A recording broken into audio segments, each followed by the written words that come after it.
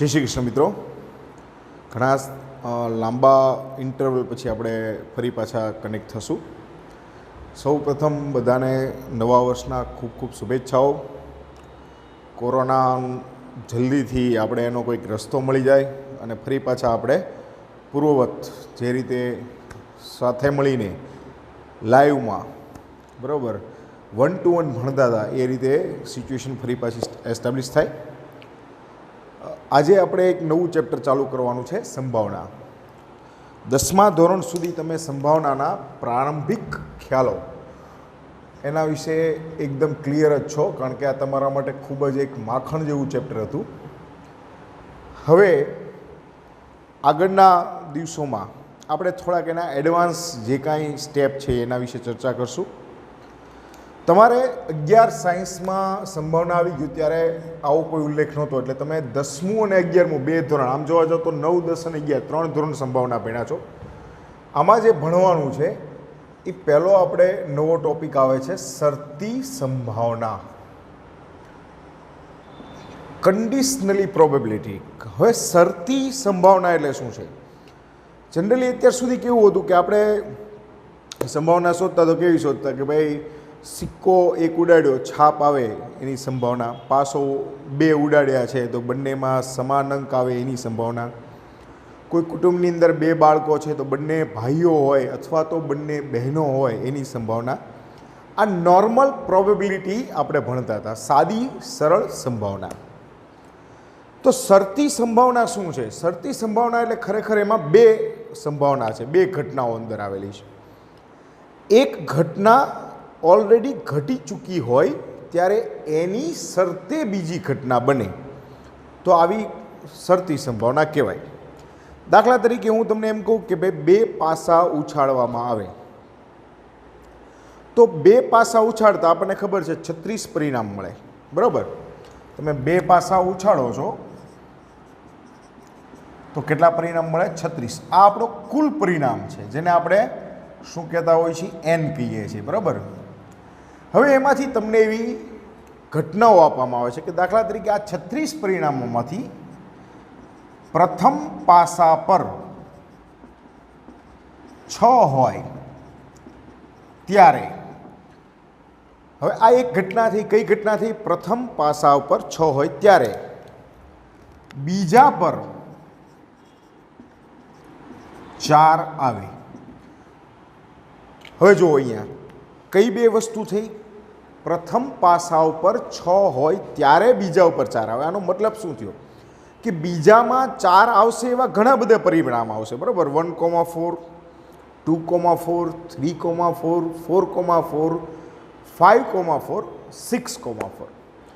પણ આ ઘટનાઓમાંથી તમારે જે ધ્યાનમાં લેવાની છે કેવી છે કે તમારે બીજા પાસા ઉપર માત્ર 4 આવી નથી જોવાનું, પણ સાથે એવું જોવાનું છે કે જેમાં પ્રથમ પાસા ઉપર 6 હોય.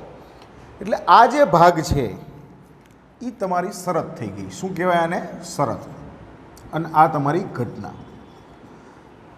હવે જો શરતનું અસ્તિત્વ હોય તો ઘટના બને. જો શરત, દાખલા તરીકે હું એમ કહું કે પ્રથમ પાસા ઉપર 6 આવે ત્યારે જો 6 ન જ આવે તો પછી એના પછીની કોઈ ઘટનાની કોઈ સંભાવના રહેતી નથી. એટલે સાદી ભાષામાં કંઈ એક સિમ્પલ લોજિક છે કે ભાઈ જો તમે પાસ થશો તો સાયકલ લઈ દેશું. તો પહેલી ઘટના તો એ થાય કે પાસ થવું કે ન થવું, એટલે તમારે અહીંયા જ તે બીજા નંબરમાં થશે તો સાયકલ લઈ દેશું. હવે સાયકલ લેશે તે ન લઈ દે, વાલી છે ભાઈ છેલ્લે એમ કહી દે કે હું તો મસ્તી કરતો હતો. તમે ન કહી શકો નાપાસ થઈને કે હું તો મસ્તી કરતો હતો, તો મજાક મોંઘો પડી જાય. તો પાસ થશો કે ન થાવ, એટલે પહેલું તો તમારું કામ એ જ છે કે પાસ થવું પડશે, પછી તમે એના ઉપરથી વિચારશો સાયકલ આવશે કે નહીં આવે.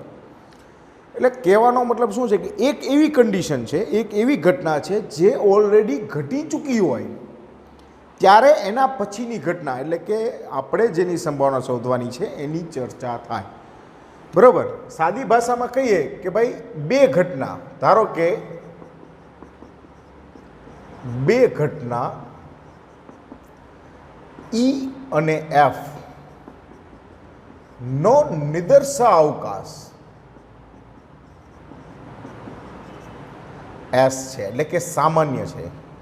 જો આમાં એક ખાસ જરૂરી છે કે ભાઈ જે બે ઘટનાઓ જેમાં એક ઘટના છે અને એક ઘટના ઘટે એની શરત છે, આનો નિદર્શાવકાશ પાછો સરખો હોવો જોઈએ. બંનેના નિદર્શાવ તમે એમ ન કહી શકો કે પાસો ઉડાડ્યો એક સાઈડમાં સિક્કો ઉડાડો, બે અલગ અલગ નિદર્શાવકાશ છે, અને પછી એમ કહો એક બાજુ પાસો ઉડાડો ત્યારે આ આવે, તો એ કનેક્ટેડ નથી. હા, બંને સાથે ઉડાડવાની જો વાત આવે તો વસ્તુ જુદી છે, પણ બંને અલગ અલગ ઉડાડવાની હોય ત્યારે આપણે કોઈ ઘટનાનું કનેક્શન બેસતું નથી. એટલે નિદર્શાવકાશ બંનેના કેવા હોવો જોશે? સમાન. એટલે સમાન નિદર્શાવકાશ છે. તો એફ એ ઘટેલી ઘટના છે અને એફની શરતે ઘટના ઈ ઘટતી હોય અથવા બનતી હોય તો પી પ્રોબેબિલિટી ઈ ઘટના ઘટે છે. કોની શરતે ઘટે છે? એફની ઘટે. તો આ એમ કહી શકાય કે એફની શરતે ઘટના ઈ છે. બરાબર, એફની શરતે ઘટના ઈ છે. હવે એક થોડુંક ઉદાહરણ આપી દઉં, સિમ્પલ. દાખલા તરીકે હું એમ કહું કે બે પાસા ઉડાડવામાં આવે છે. બે પાસા ઉડાડું છું એટલે નિદર્શાવકાશ મારા માટે થઈ ગયો એચ એચ એચ ટી. પાસા નથી, આપણે સિક્કો ઉડાડો, પાસામાં તો બહુ વાર લાગશે. આ ચાર આપણા પરિણામો મળ્યા, આ આપણું નિદર્શાવકાશ છે. હવે હું તમને કહું કે પ્રથમ છાપ હોય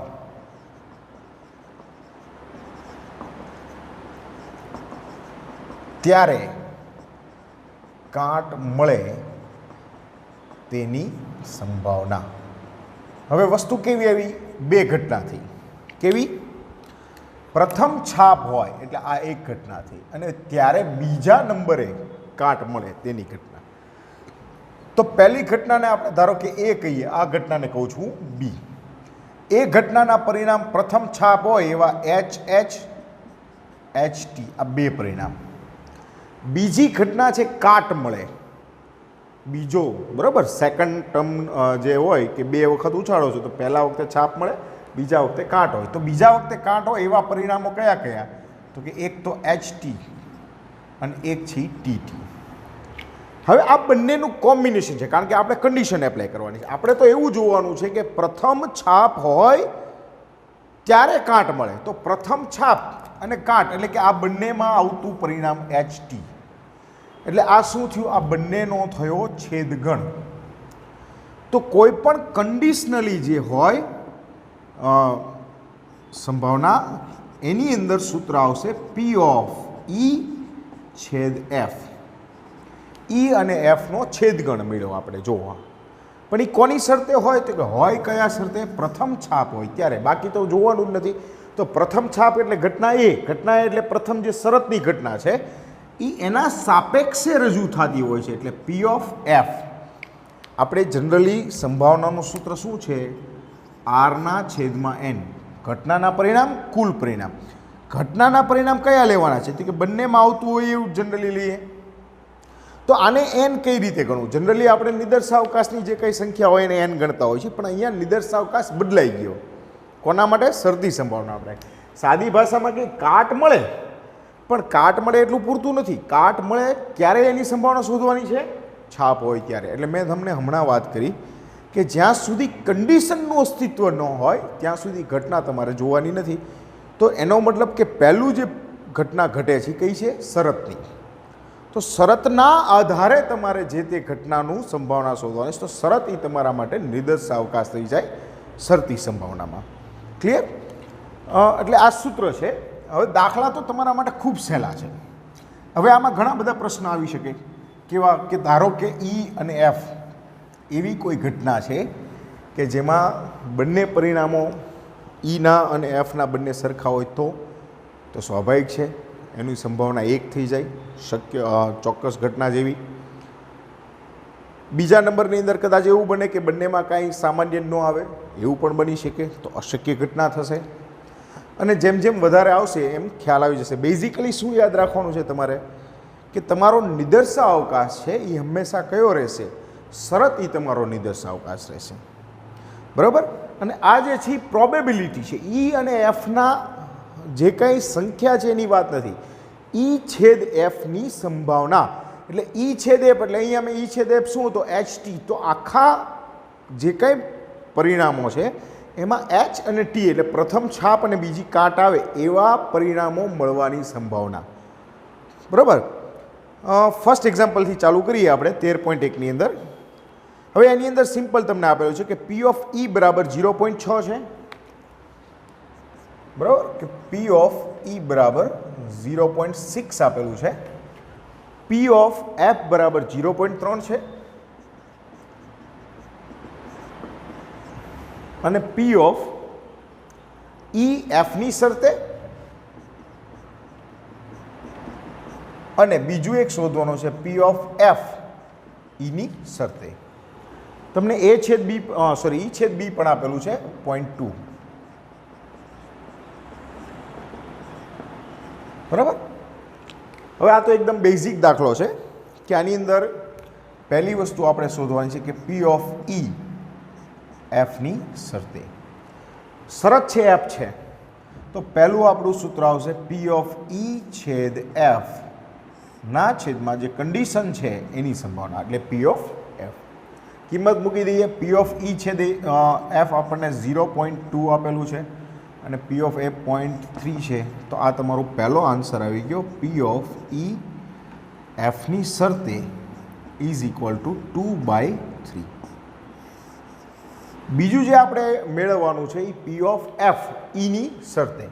હવે અહીંયા કન્ડિશન ઊંધી કરી નાખી છે કે ભાઈ Eની શરતે F આવે એની સંભાવના. તો છેદ E છેદ F કહેશો કે F છેદ E કહેશો, એ તો એને જ રહેશે. માત્ર નિદર્શાવકાશ છે Fની જગ્યાએ E થઈ ગયો હવે આપણા માટે. તો આ તમારા માટે 0.2 અને P ઓફ E બરાબર 0.6 છે, 2/6. તો P ઓફ F Eની શરતે બરાબર 1/3. આ તમારો આન્સર થઈ ગયો. ક્લિયર?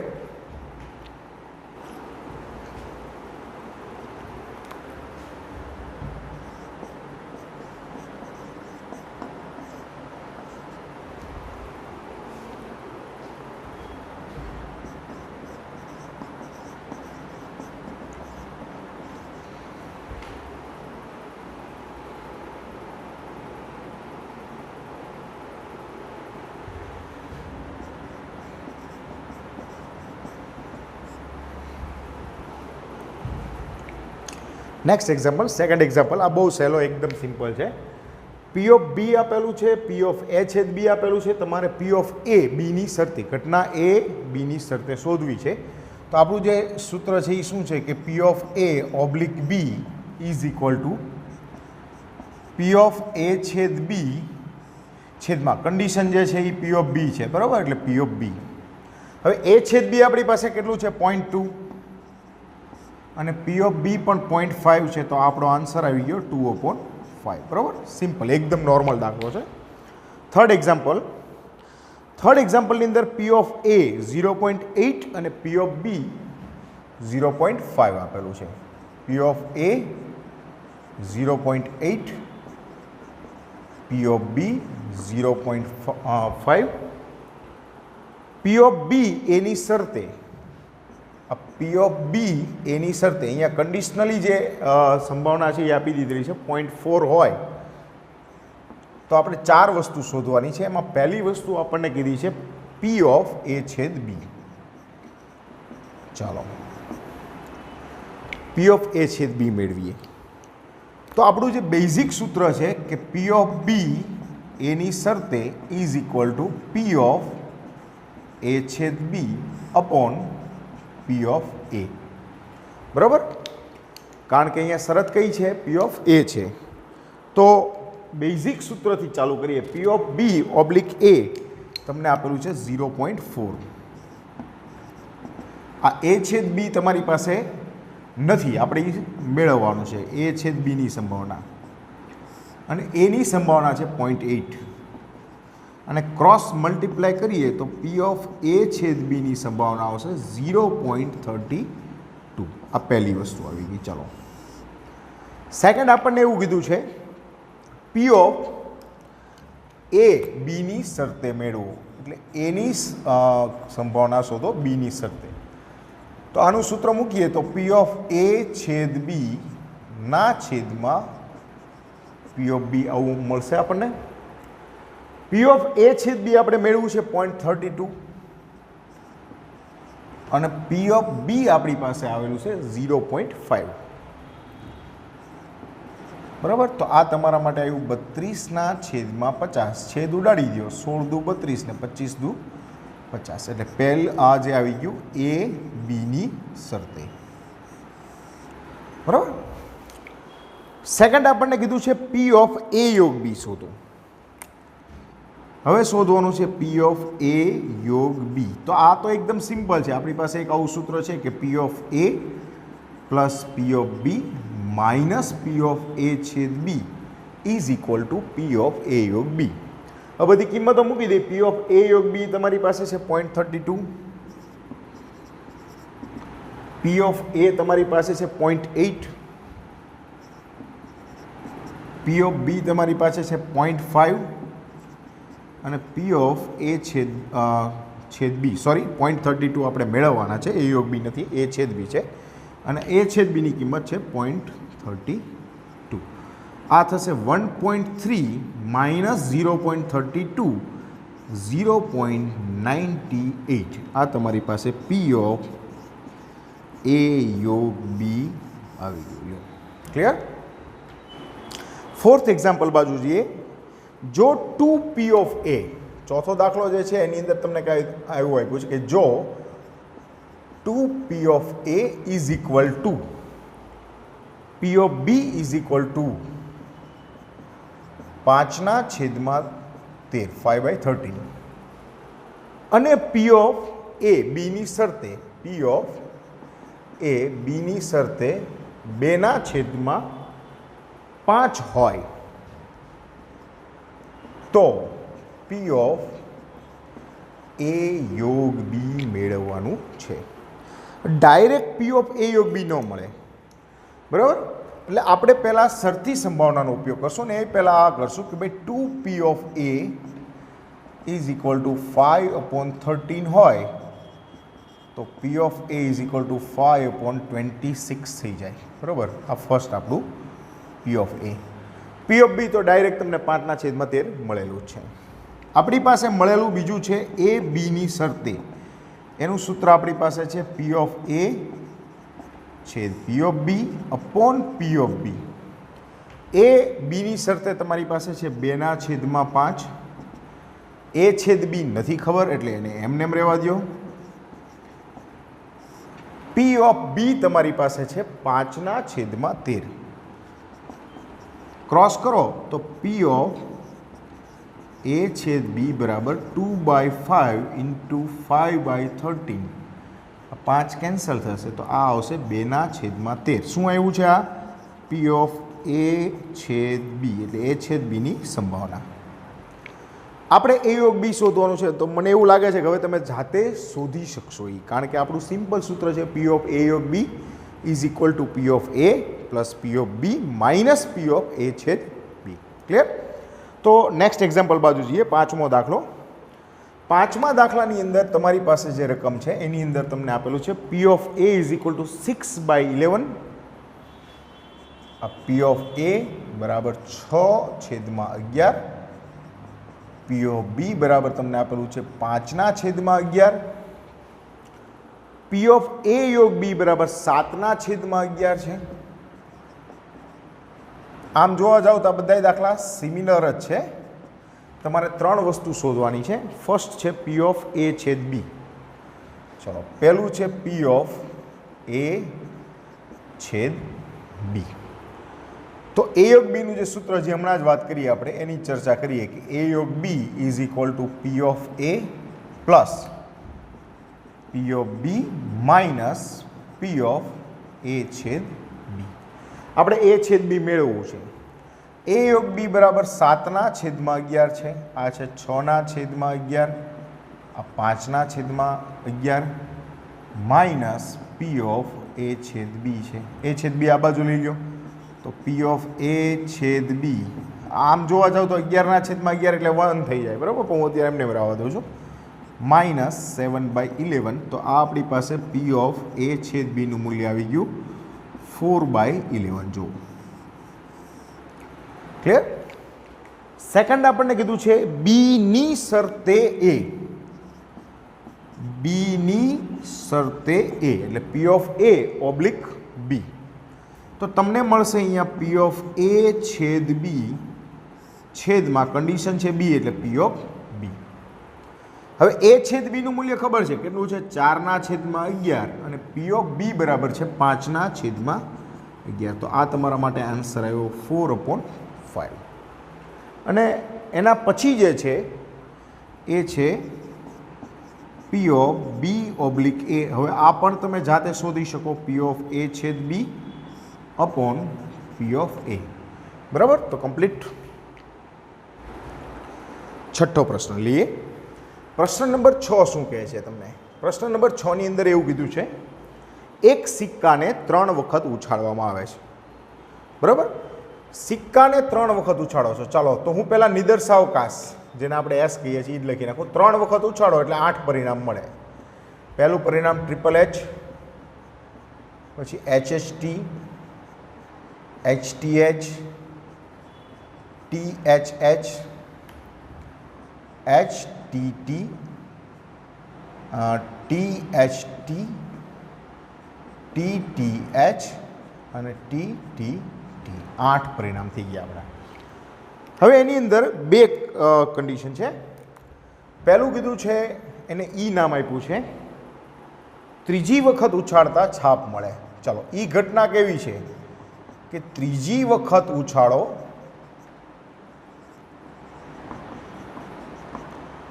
છાપ મળે. હવે ત્રીજી વખત ઉછાળતા છાપ મળે એવા પરિણામો કયા કયા છે? જો તમારી પાસે એક આ છે H, H, H, H. કેટલા પરિણામ થયા? 1, 2, 3 અને 4.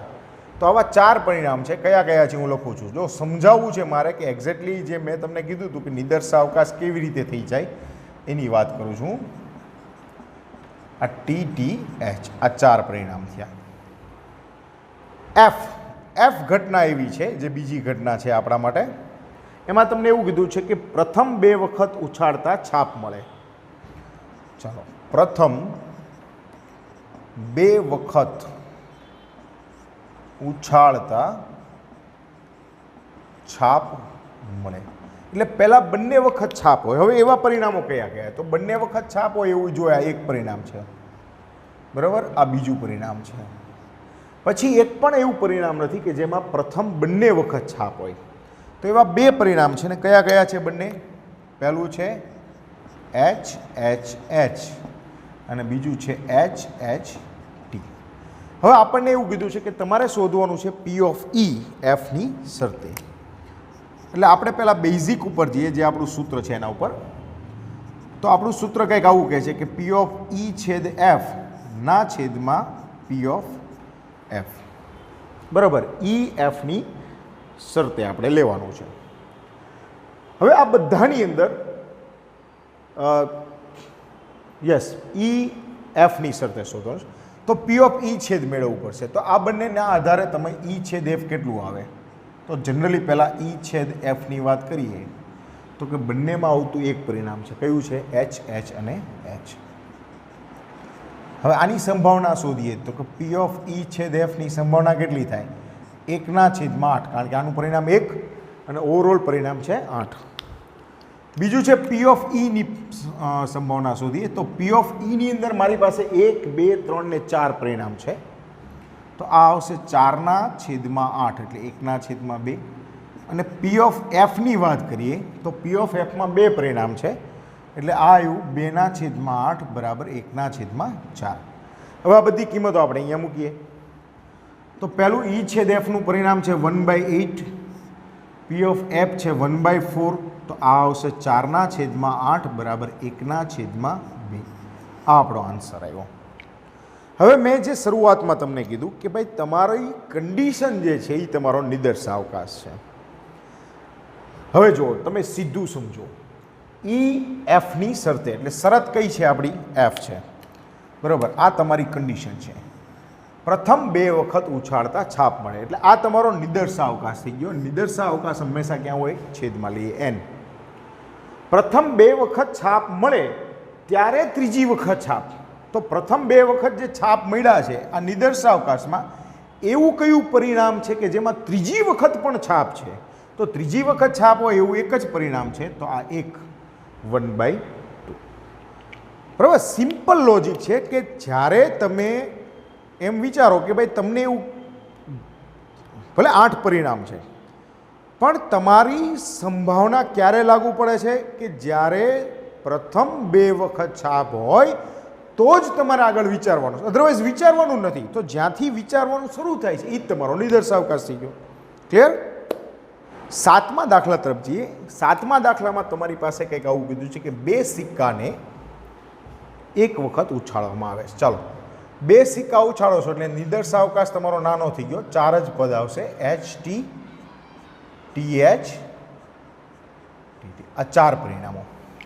હવે જે 2 ઘટના આપેલી છે એમાં પહેલી ઘટના એવી છે, આઈ થિંક મારે 6થા પ્રશ્નમાં 2 પ્રશ્ન હજી બાકી છે.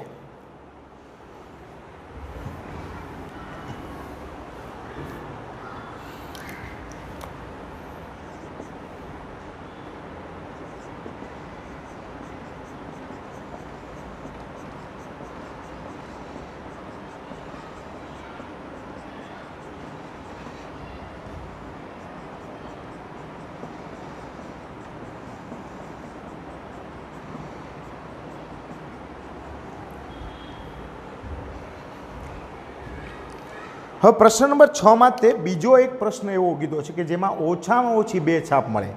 તમને ઈ એવો પરિણામ આપેલું છે કે ઓછામાં ઓછી 2 છાપ, એટલે 2 છાપથી ઓછા પરિણામો તમારે સ્વીકારવાના નથી. તો કયા કયા પરિણામો છે 2 છાપથી ઓછા ન હોય તેવા? વધુ હોય તો વાંધો નથી. તો એનો મતલબ પહેલું થઈ ગયું આ HHH, બીજું થઈ ગયું HHT, HTH અને THH. હું સાથે સાથે આની સંભાવના પણ લેતો જાઉં છું કે P of E બરાબર 4/8 ઇઝ ઇક્વલ ટુ 1/2. હવે જે F ઘટના છે એ શું છે? વધુમાં વધુ 2 છાપ મળે. બરાબર. તમારી F ઘટના શું છે? વધુમાં વધુ 2 છાપ મળે.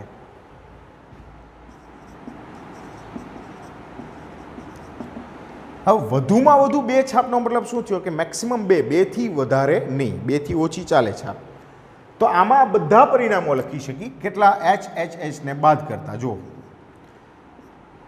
HTH, HHT, THH, HTT, THT, TTH અને TTT. એની સંભાવના શોધીએ તો P of F બરાબર 7/8. હવે આપણે આ બંનેના છેદગણની વાત કરીએ. E છેદ F ની અંદર કઈ કઈ વસ્તુ આવશે? પહેલાં તો ઘટનાની ખાલી વાત કરીએ.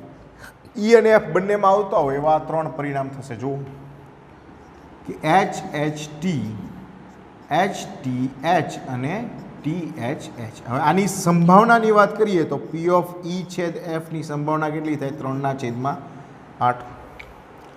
હવે આપણી જે કાંઈ કન્ડિશનલી સંભાવના લેવાની છે કે આપણે P of E F ની શરતે લેવાનું છે. તો P of E છેદ F ના છેદમાં P of F. E છેદ F આપણને શું મળ્યું છે? 3/8. તો આ 3/8 ના છેદમાં P of F 7/8. તો તમારો આન્સર આવી ગયો 3/7. જો તમે ડાયરેક્ટ વિચારો કે ભાઈ P of F ની શરતે E મેળવવાનું છે, એનો મતલબ F તમારો નિદર્શાવકાશ થઈ ગયો. તો F ની અંદર કેટલા પરિણામો છે? 7 જો છે. એમાંથી E ઘટના બનતી હોય તેવા પરિણામો કયા? તો કે એમાંથી 3 પરિણામો એવા છે કે જે E ઘટના આપે છે. જો 1 આ 2 3. તો આ સીધો આન્સર થઈ ગયો. આમાં ત્રીજો પ્રશ્ન છે, વધુમાં વધુ 2 કાટ મળે. બરાબર. આખો ચેન્જ જ થઈ જાય છે પ્રશ્ન. તે નિદર્શાવકાશ એ જ રહે છે કે વધુમાં વધુ બે છાપ મળે, બે કાટ મળે, સોરી, આને ઘટના આપણે કહીએ ઈ. તો ઈ ઘટનાના પરિણામોની વાત કરીએ. વધુમાં વધુ બે કાટ, બેથી વધારે કાટ લેવાની નથી, બેથી ઓછી ચાલે. તો એનો મતલબ થયો કયો? 1 2 3 4 5 6 7 પરિણામ. બરાબર, નીચે જ લખવા પડશે, અહીંયા નહીં સમાય. તો હું ડાયરેક્ટ લખું કે HHH, HTH, HHT, THT, TTH,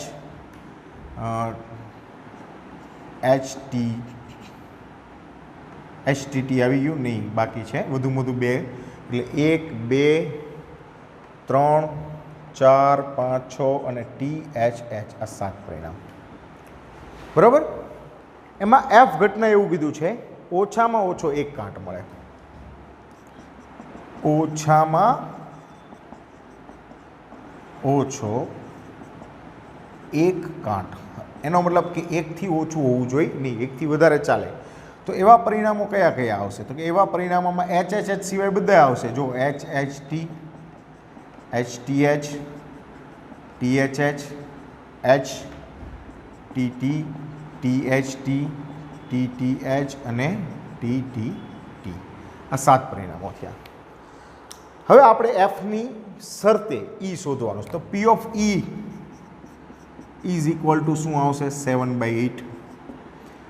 P of F પણ 7/8. અને P of E છેદ F મેળવવું હોય તો પહેલાં તો E છેદ Fમાં સરખા કયા કયા છે? તો કે આ જે સરખા છે, જો 6 પરિણામો. તો એનો મતલબ 6/8 જગ્યા નથી એટલે હું ડાયરેક્ટ લખું છું. હવે આપણે કન્ડિશન તો કે ભાઈ P of E લેવાનું છે પણ Fની શરતે.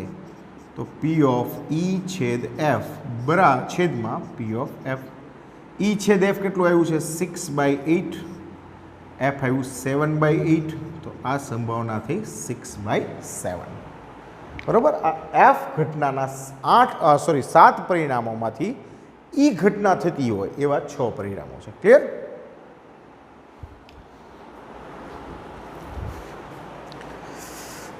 લાવવાનું 38 મિનિટ થઈ ગઈ, શું વાત છે?